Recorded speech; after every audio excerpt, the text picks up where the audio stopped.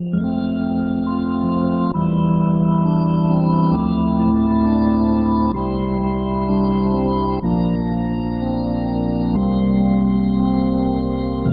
met many people in different places, like a pharmacy or just on the street, and they would tell me a story, and I would take it back and write it.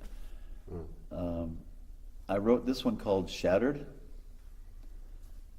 Shattered, shattered to my very core, about this thing called war. Stays with you all your life, messes with kids, messes with wife. Creeps into your inner soul, never seems to let you go. When will I defeat this thing? It won't let go, won't let me sing. Shattered, battered, tattered to my very core. I need to beat this thing called war.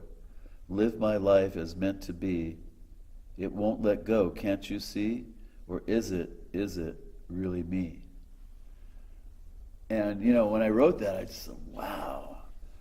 Because, see, sometimes you want to blame the war, and sometimes it's you, and you just like, okay, it's like in that other poem, I said, everything had changed.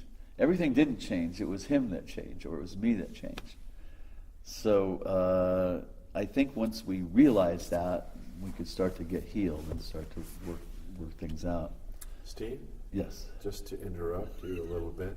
A little while back you mentioned the Lord, and now you're talking about being healed.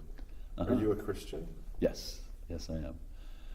Actually, interesting story now that you mention that. Before I was a Christian, I didn't become a Christian until 10 years after I came home from Vietnam. But when I was in Vietnam, I had a couple of really divine experiences. It was on Christmas Eve, my first tour there. I pulled guard. I was on this big guard tower.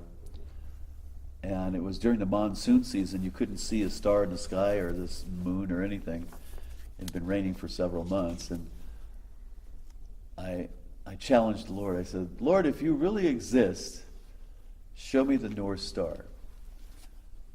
And I look up where I think the North Star should be, and the sky opens up, and there's like a donut, and there was a star right in the middle.